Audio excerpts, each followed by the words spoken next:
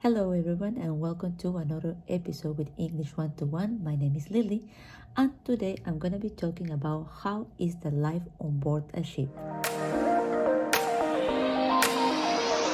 Okay, so in fact, this is the third part of what it has been my life at sea, which I have divided it at first like the overall experience that I had while working for 7 years on board the cruise line. The second part was mostly about the adventures and the places that I visited, which were around 60 countries around the world. And this part is gonna be focusing on how is the life on board the ship, like how do you live, what do you do while you are on the ship, because this is actually the place where we spend most of the time, right? Well, I would like to start with how it is when you come on board for the very first time. I think I have explained this before. Of course, it's a very shocking experience at the beginning because you're all confused. It's a very new environment.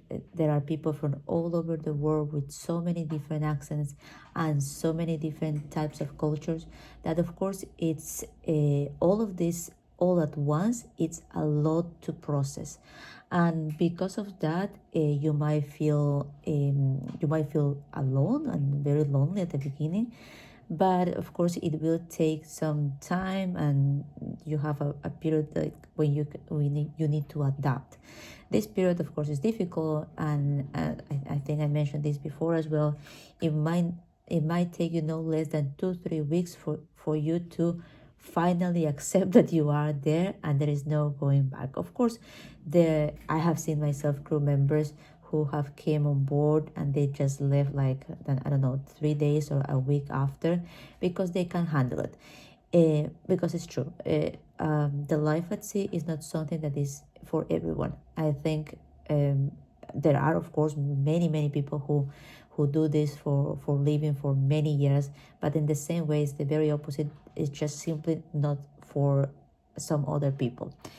Now, another thing that when you just come on board is that regardless of the size of the ship, because you know that there are ships, I don't know, for 2,500 passengers, for 3,000, 5,000, and now there are like huge ships for like 8,000 or more passengers.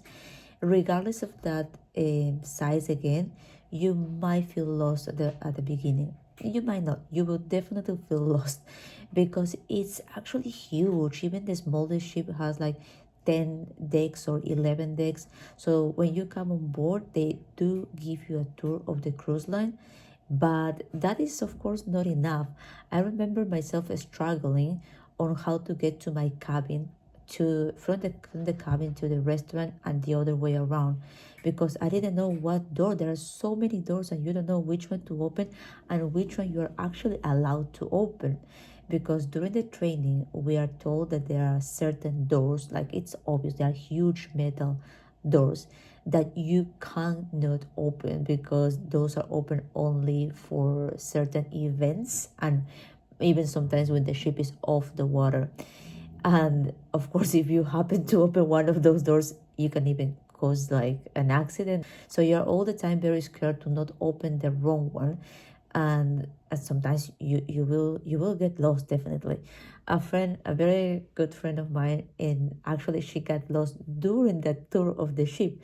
She was supposed to just follow the group, and then suddenly she just got distracted, look at one board on one of the hallways, and when she turned, the group was gone, and that's it. She didn't know where to go, what to do, who to ask, because once again, it's like a small town, you know. I remember the first ship, it was like quite a medium small size, and there were around 800 crew members. But of course, at the very beginning, you know nobody, and you are shocked and you're quite shy. Plus, like I mentioned at the beginning, also with so many different accents, sometimes you're even scared to not be able to understand the others. But of course, again, this is a process that you have to go through. You have to shake off all this fear and everything, and have to make your way through your first month at least, and survive to this experience. So that's another thing of the new hires that you have to go through.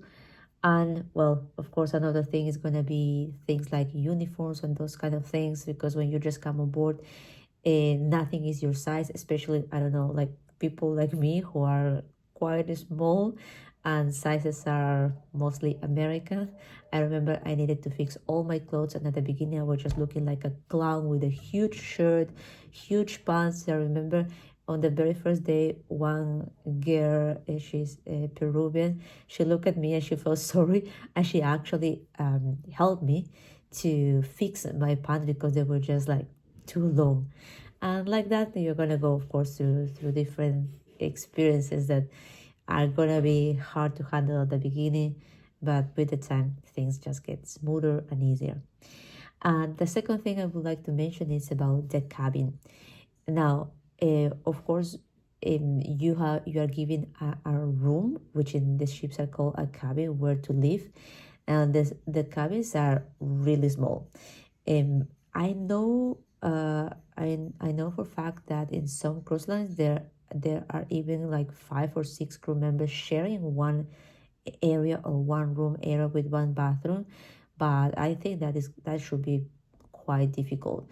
At least on the cruise line where I was working, there were 2 crew members on each cabin. Like you have a bunk bed, like the bottom and the top bed, and of course you will share the cabin with someone from the same department. Like if you work in the restaurant, might be someone from the restaurant, bar, etc. And everything is pretty much within one step. Like you make one step and that is the TV, you make another step and that is already the bathroom. So everything is actually well arranged, because even, I don't know, it's like, oh, like 2 or 3 meters square, like the cabins are that big only. They managed to arrange like a closet, a TV, a frigo bar, a small table, a chair, a small bathroom. Everything is just very, very small. And the only privacy that you have somehow is because on your bed you have a curtain, which of course you can close, and you have like a small lamp that you can use, so you do not have to make your, I don't know, cabin mate uncomfortable if you want to stay up later. But still, I don't know, living with a stranger is not something that we are all willing to do. And it's another thing, of course, to get used to, because they also change. Like if your cabin mate leaves because their contract finished, and then you have to adapt to another new person. So yeah, it's a constant change. So I would say like ship life is that you have to be ready for the change. It's not like a week change or a month change. It's like a daily change. Like things are changing absolutely every time, every hour sometimes. And when I say every hour, is because there are times when we go forward, like one day, the next day is 1 hour forward, then another day, another hour forward, and then our back. So you're like changing everything. Even the time is changing. So you know how much flexible and adaptable you need to be to actually work there. Another thing, well, that is, I think a lot of passengers, at least, they were very curious about. They were curious about the crew areas. As I mentioned, also the ship is like a small town, so we actually have a crew dining area, right? Like a buffet area where we eat, and most of the ships actually are divided between like crew and staff. Of course, the members of the staff are like the marines or the managers or supervisors. They often put like I don't know, better food, but at the end everyone of course can eat from everywhere. They can come and get food from the crew area, and we can also go and grab something from the staff area. They just make an area like a little bit more comfortable, I guess. Here's, I have a guest today. uh, it's a little bit more comfortable because they can have nicer tables with tablecloths and all those things, because they just want to make it look more fancy, I guess. Other than the crew dining area, we of course have the laundry, which is the place where we take our uniforms. Usually, like, you can take it for the crew members from the laundry area to help you with that. It's benefit that you have certain days to bring your clothes over there. But you also have, of course, to wash your own clothes, and when you have to wash your own clothes, of course, there are laundry machines that you can use, you can dry them, but a lot of times they are not working. So there might be times when I needed to wait for a long time, and of course you don't want other people to touch your clothes either. So it was quite of a hassle sometimes, but I will manage. I personally could manage to do that. It wasn't nothing difficult, of course. um the most interesting place of the ship for most crew members, I think, it will be the crew bar. Now, the crew bar, I think, regardless of like if you drink or not, it's a place that you go because you can socialize and you can talk to other people. Of course, after being working for so many hours, you want just a place where to sit, to hang out, to maybe distract for a little bit. And you don't, I mean, of course they sell alcohol, but they also sell non-alcohol drinks. There is a smoking area depending on the ship. For example, the small ship where I arrived first, it was just like an enclosed area, and sometimes, like, if you don't smoke, you might be bothered by the smell of the smoke when you were coming there.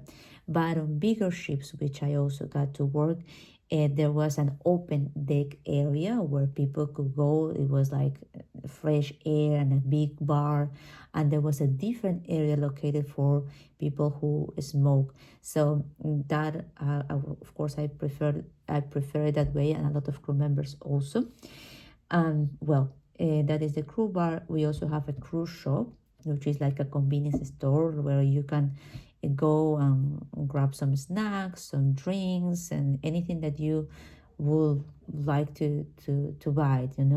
There are, of course, like special prices for crew members. The prices that passengers pay are different from the prices that they sell it for us, because they shouldn't make profit in theory, all right? And well, there is also a crew gym. Now, when it comes to the crew gym, if you are working in the restaurant or in the bar, of course you have access to that gym. Machines are okay, they work, it's fine, depending again the size of the ship. The crew gym might be bigger or smaller. But one advantage that I found, at least when I moved from another department, as you know, I started working in the restaurants first, and actually have my badge today. I found it. I have it on my drawer here on my desk. And when you work in this area, you only have access to the crew gym. But when you move to like the staff, like the shore excursions staff or any other staff or marine, you have access to the guest gym, which is quite of an advantage, because of course the guest gym has a beautiful, amazing view. It's often located right under the bridge, and you have like I don't know, 180 degrees view of the ocean. And well, it's just amazing. It's like a place that really makes you feel like you want to go work out, and at least that's how I felt. And you can see a lot of beautiful sunsets from there. So well, again, there are certain differences, of course, between crew members and staff member, right? And I think though that is one of the biggest ones. Now, another part, it's the crew activities or the crew parties. Some of the crew activities that happen on board are, of course, the crew tours. The same way that you offer excursions for the guests, of course, which is one of the biggest area for business when it comes to cruise lines. They also provide it to the crew members, but of course, again, for a different price, and it's mostly for them to have something, option, of things to do when they are on shore. And well, actually, it works, but I was actually surprised because not many crew members were coming on these tours, and I think the prices were quite very affordable, actually, because you don't intend again to make any profit with the crew members, but to provide them an activity that they can that they can enjoy. But sometimes we had even to close the crew tours because there were not enough people. But when we were going to Europe, I remember more of them were signing up for that. Well, that was actually a very good opportunity for myself when I moved to that department, because when I was just a crew member working in the restaurant, I was one of those very few people signing up for the tours. But when I became part of the staff who was providing the tours, um, I got to meet very good friends also, thanks to this activity. So I will highly recommend it for any crew member to go there. It's totally affordable, and it's definitely something worth doing. Um, Another crew activity very special for us is the special meals, and the special meals is when they prepare special meals, of course, such as tacos, waffles, ice cream, which is not something that we have every day. So I don't know, once every cruise or once a month, they do prepare something special for the crew members, and we get to try something different, because of course we do not eat again the same food as the guests. We actually eat something totally different, and which, depending on the ship and depending who is the chef, I guess, it's how good or not the food can be. And there are also the cruise sales. The cruise sales are quite of a success most of the time, because they sell watches, cameras, alcohol, clothes, perfumes, and there are very good there are very good brands, as such as, I don't know, Guess, Tissot, and some of those kinds. And crew members usually have a 20% discount already. But when there is a cruise sale, it's 20% plus an additional percentage, which can be up to 50%. So if you are lucky, you can get very good stuff for a very good discount. And this is why I say it's quite of a success, because I see a lot of crew members who are interested in buying things when it happens. I personally purchased, I think, like a watch that I brought as a gift, and maybe for myself also a watch or something like that, but again with very very good prices, and a GoPro also. Like, I think that was definitely one of the best sales that they had, because the GoPro was like it was the last one, and I got it for a, I don't know, 30% discount, and it was very really really good. um well, and this part is actually interesting. Among, of course, the crew activities, there are parties, and there is pretty much one party every month, sometimes every 2 weeks, but there is one big one, and it often happens, for example, when there is the Independence Day of one of the countries, let's say the Peruvian Independence Day, or the 4th of July, or Halloween, or St. Patrick's Day. Those celebrations tend to be big. And when there are big celebrations, they do give alcohol for free as well. Of course, there is a limit for that, but they have a variety. They have wine, they have, of course, also sodas and snacks. And this is something that makes crew members really happy, because once again, living there and not having, you cannot go out anywhere at night other than just going to your cabin, or maybe going and socialize for a while. So these parties are meant to bring people together. And of course, it has happened, obviously, that some crew members were fired after those crew parties, because of course they give alcohol for free. And, well, unfortunately, some people couldn't handle it, and they oversleep the next day when they had a shift early in the morning, and they simply get fired. So it's funny, because it's one of the most expected events that happen every month. But sometimes, and especially after those kind of events, we see crew members being fired the next day. And, well, the biggest parties happen, of course, during Christmas and New Year, because I think these are the only times when we kind of, if you are a crew member, you kind of mix among guest areas which you are not allowed unless you are in uniform to go through. You, as I explained before, there are special hallways for and special elevators for crew members that we are meant to use. And we can even get fired if we go through a guest area when we are not during our shift. When you're in uniform, of course, if you have to, you can, but if not, it's quite of a risk to do that. It is that strict, really. And well, life itself on the ship, as I have said this before, it's really hard, especially at the beginning. You experience a lot of different culture shocks, and this just reminds me of one of my last speaking lessons that I had last week. It was actually about that, about culture shocks and how getting to know how people behave or how they are in different countries can help you to adapt faster and maybe have less of these shaking experiences when you don't know how to respond or what to say, right? Now, of course, there are sad and difficult situations, and while you're on board, the difference is that when you have a job on land, you can finish your day and say, okay, I'm going home, I'm going to meet my friends, and that's it. I'm going to forget about my day. But the ship is not like that, because you work, eat, sleep, live, socialize. Everything happens just on the same spot.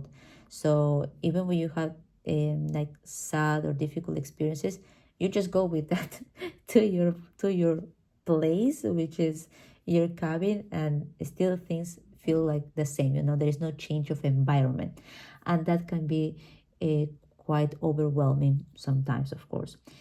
Well, another thing is, you can imagine, there is no much personal space or personal life, because starting from the cabin, you share with someone else that you don't know. Sometimes, of course, if you share with a friend, it might be bearable, but most of the time you will just end up with any other crew member living there. And the only personal space is when you close your curtain, but still, you get to hear everything.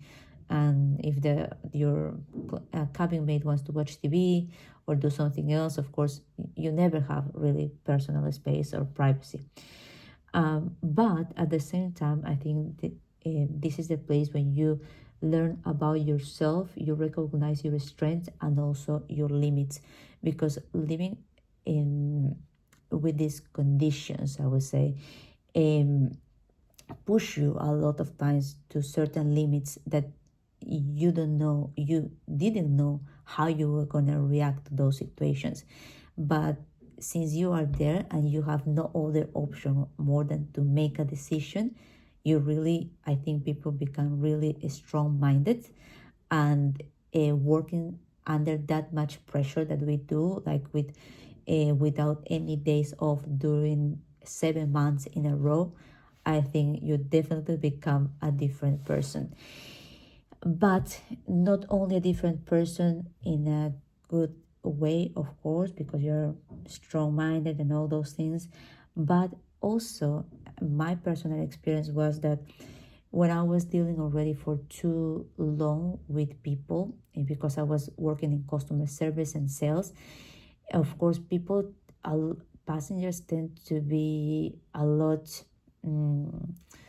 of times they are not that nice. That's how I can describe it. They're not that nice, and you just get more and more of those experiences of people like being angry or dissatisfied or being rude, and then somehow you start already feeling like you are becoming like them also. And this is how I actually felt after some years, and this is part of why I made my decision on dropping my life on ships, is because I was feeling like I was becoming like them. So I was like, it's not good for my mental health, and nothing is gonna pay the damage that they are making, psychological drama, which of course, when I'm there, probably I felt like it was wow, a lot to take. Now that I look back on time, of course, I don't feel like it was maybe that much, But when it's like constant, you reach still a limit. And a lot of times, for example, staff who work in guest services, which for me is the most difficult department to work with, because they're all the time dealing with complaints, like all the time. Imagine just standing there for 8 hours, for 7 days, 30 days, 6 months in a row, just listening to people complain about something. Wow, I think they are heroes for me. I think I wasn't taking not even 5% of what they take on complaints, and I was really like, wow, my mind was blowing. But they do like 6 months contract. They make shorter contracts. But you may see those people after 3 or 4 months. They already like, you can see their faces, you can see how tired they are already. So again, of course, mm, it's not a job for everyone. Another thing about the life itself there is that, mm, people, of course, and the places that you get to see is what it makes it worth it. I know that for most of crew members, it's money what they come for, but it wasn't my personal experience. I really came here because I wanted to travel, I wanted to discover the world, I was young, etc., etc., etc., and that was the main thing. And I was so happy that when I came, I had um, all all these advantages of these opportunities, and of course to meet people. I've been very curious since I was a child. I always like listening to people, and I think that curiosity brought me to the ships, and that's why what made me create like a strong relation with a lot of people on board, and this is something that I'm very thankful till nowadays. And once again, what made it, in my personal opinion, made it worth being there, places and people. So, well, that was quite of a resume. Again, I think I went quite long on explaining different parts of my life on board.